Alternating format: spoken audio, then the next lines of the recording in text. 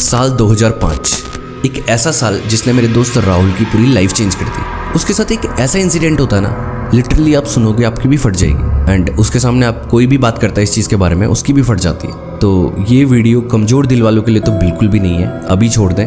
And video में आगे बढ़ने से पहले hey guys, this is Anoop and welcome to my channel Anoop Niyal. इस चैनल पे मैंने एक सीरीज स्टार्ट करी है, कलयुग की दुनिया। उस सीरीज में मैं मर्डर मिस्ट्री से रिलेटेड वीडियो बना रहा हूँ, तो आप जाके देख सकते हैं इस वीडियो के बाद। एंड हॉरर वीडियोस भी मैं स्टार्ट कर रहा हूँ, तो जिनको हॉरर पसंद है वो इस चैनल को सब्सक्राइब कर दे, बेल आइकन ऑन कर दे। Now let's move to our video. ये इंसिडेंट है उत्तराखंड का। मेरा होम टाउन भी उत्तराखंड ही है, तो मुझे पता है वहाँ की लाइफस्टाइल कैसी है। तो ये समर की बात है, मई जून की बात है। वो समर वेकेशंस में अपनी फैमिली के साथ उत्तराखंड गया हुआ था। वहाँ पे उनके घर का रेनोवेशन का काम चल रहा था। सबसे पहले मैं आपको वहाँ का लाइफस्टाइल बता देता हूँ कैसा है। वहाँ पे लोग 6-7 बजे अपने घरों के अंदर चले जाते हैं खाना वाना खा के, क्योंकि जंगली इलाका है, पहाड़ी इलाका है, जानवरों का डर अलग होता है, भूत वगैरह का डर अलग होता है। तो इस चीज़ के चक्कर में लोग अपने घरों के अंदर चले जाते हैं जल्दी।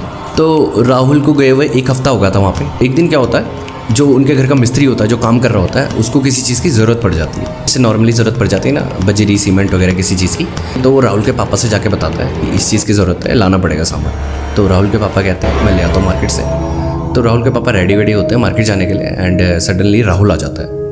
अब राहुल आके अपने पापा से पूछता है कि कहाँ जा रहे हो पापा। तो राहुल के पापा कहते हैं मैं मार्केट से सामान लेके आ रहा हूँ। तो राहुल कहता है कि मैं चला जाता हूँ ना, मैं लेके आ जाता हूँ। अब राहुल के पापा कहते हैं नहीं नहीं, मैं लेके आ जाऊँगा।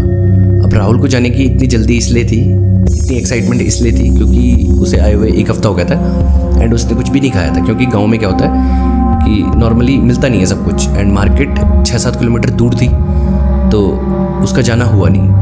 एंड जो गांव के अंदर दुकानें होती हैं वहाँ सारी चीज़ें अवेलेबल नहीं होती है, नॉर्मली घर का सामान मिलता है बस। बाकी अगर कुछ अलग सामान चाहिए होता है तो उसके लिए मार्केट जाना पड़ता है। तो उसे लगता है कि जाऊँगा, घूम के आ जाऊँगा एंड कुछ खा के भी आ जाऊँगा।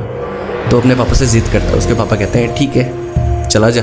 एंड वो अपने पापा से कहता है कि आप कहाँ जाओगे, बूढ़े आदमी हो, है ना, मैं यंग हूँ, मैं लेके आ जाऊँगा, भाग के जाऊँगा, भाग के लेके आ जाऊँगा। उसके पापा कहते हैं हाँ बात तो ठीक है, जा चला जा भाई। अब वो घर से निकल जाता है एंड घर से वो मार्केट पहुँचता है। तो सबसे पहले आपको बता दूँ कि ये 2005 की बात है, तो उस टाइम रोड्स वगैरह नहीं थे। आप लोग सोचोगे कि बाइक से, गाड़ी से चला जाता, नहीं, उस टाइम पर ये सीन नहीं था।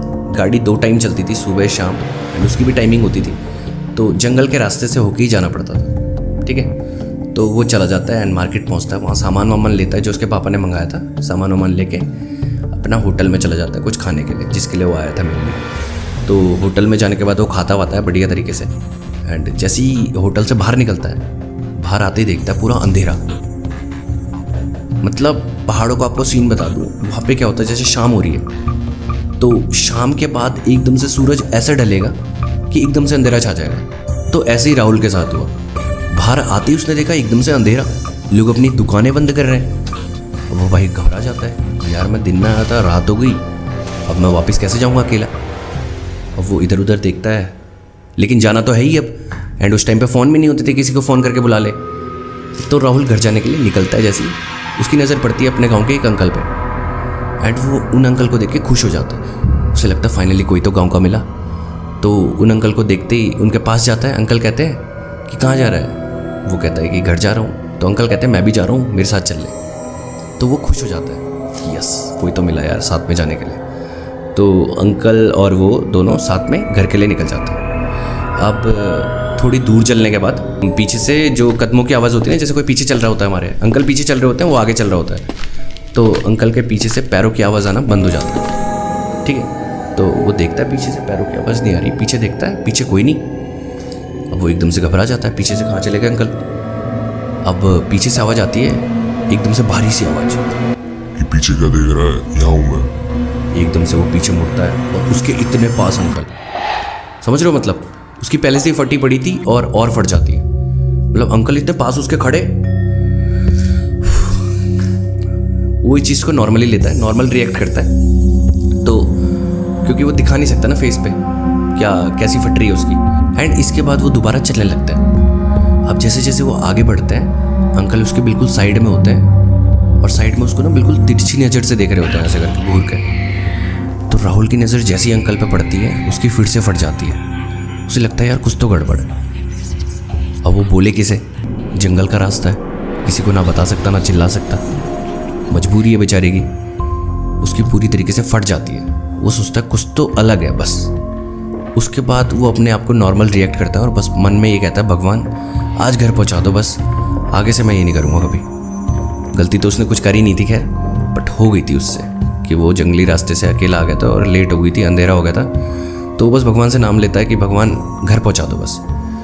तो आगे चलते चलते चलते चलते जैसे जैसे वो चले, अंकल उसको घूरते रहे बुरी तरीके से। वो कुछ कर नहीं सकता था तो अंकल से वो बात करने की कोशिश करता है, अंकल से वो कुछ चीज़ें पूछता है। उसके बाद अंकल उसका जवाब नहीं देते, अंकल बस मुंडी हिलाते हैं, ये चीज़ें करते रहते हैं। अब ऐसे करते करते करते करते वो अपने गांव के पास में पहुंच जाता है, 500 मीटर की दूरी पे। अब वो जैसे गांव के पास पहुंचता है ना, एकदम से अंकल उसे बोलते हैं सुन। एकदम से भारी आवाज़ होती है उनकी, कहते हैं सुन। वो कहता है हाँ जी अंकल बोलो। वो कहता है मैं बीड़ी पी के आ रहा हूँ, तू जा। तो ये सुनते ही उसे कुछ बोलने का मन करता है, लेकिन वो कुछ बोलता नहीं है। उसे लगता है कि अब घर के पास पहुंच गया हूँ, चला जाता हूँ। अब वो निकल जाता है एंड जैसे ही वो कट पे पहुंचता है, पहले तो धीरे धीरे चलता है, जैसे ही वो कट पे पहुंचता है वहाँ से वो बंदा भागना स्टार्ट करता है, तेज तेज कदम स्टार्ट करता है चलाना। अब वो घर के पास पहुंचता है, चौक के पास पहुंचता है अपने, उसका घर दिखने लगता है ना जहाँ से, वहाँ पहुँच जाता है। अब वहाँ पे पहुँचने के बाद वो अपने घर पे देखता है सामने भीड़ लगी हुई है, बहुत सारे लोग इकट्ठे हो रखे हैं। वो एकदम से देखता है एंड घर की तरफ चल रहा होता है। उनमें से एक आदमी बोलता है कि राहुल आ गया।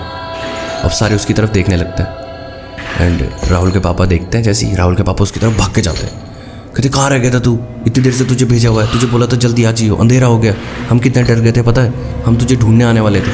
अब ये सुनते हुए कहता पापा पापा रुको रुको रुको, चिल्ला क्यों रहे हो, मैं सामान ले रहा था, उतने में अंधेरा हो गया। उसके बाद मेरे को सुरेश अंकल मिल गए थे और मैं सुरेश अंकल के साथ आ गया। अब ये सब सुन के पूरा गाँव उसे देखने लगता है, जो भी लोग खड़े होते हैं वो सब उसे देखने लगते हैं।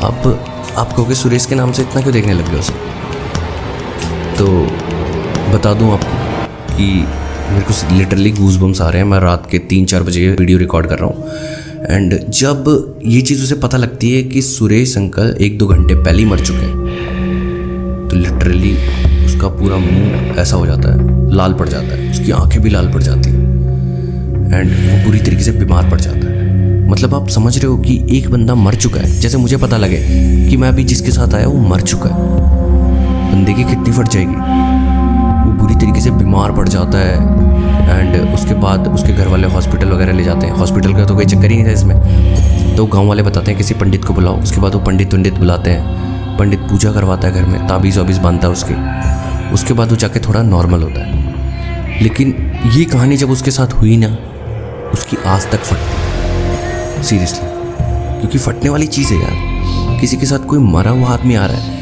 अब वो तो राहुल की खुशकिस्मती थी कि उसको कुछ हुआ नहीं, उसके कुछ अच्छे कर्म होंगे कि उसने कुछ करा नहीं। वो एक्चुअल में जो नेगेटिव एनर्जी थी वो उसकी रक्षा ही कर रही थी, उसको अच्छी तरीके से घर पे पहुंचाया उसने, कुछ करा नहीं। बट नेगेटिव एनर्जी के साथ आना, उसको फील करना, उसी में बंदे की फट जाती है। तो गाइज़ ये थी राहुल की स्टोरी। आज की स्टोरी यहीं पे एंड करते हैं एंड वीडियो अगर अच्छी लगी तो वीडियो को लाइक कर देना एंड अगर आपका भी कोई हॉरर किस्सा है, आपके साथ कुछ ऐसा हुआ है जो आप बताना चाहते हो, तो आप मेरे साथ शेयर कर सकते हो। यहाँ पे मेल आईडी आ रही होगी मेरी, मुझे शेयर करो एंड नाम शेयर करो जिसके साथ ये हुआ है, सारी चीज़ें मेरे साथ शेयर करो, मैं उसके ऊपर वीडियो बनाऊंगा। अगर वो रियल हुई तो रियल वीडियो भेजना है, ऐसा नहीं कि कहीं से कहानी उठा के भेज दी। एंड मुझे इंस्टाग्राम पे भी फॉलो कर लो, लिंक डिस्क्रिप्शन में मिल जाएगा। एंड मेरी कलयुग की दुनिया का एपिसोड 1 जरूर जाकर देख लेना एंड ऐसी और अच्छी वीडियोज़ के लिए, हॉरर वीडियोज़ के लिए इस चैनल को सब्सक्राइब कर दो। Till then goodbye, thank you so much for watching, bye.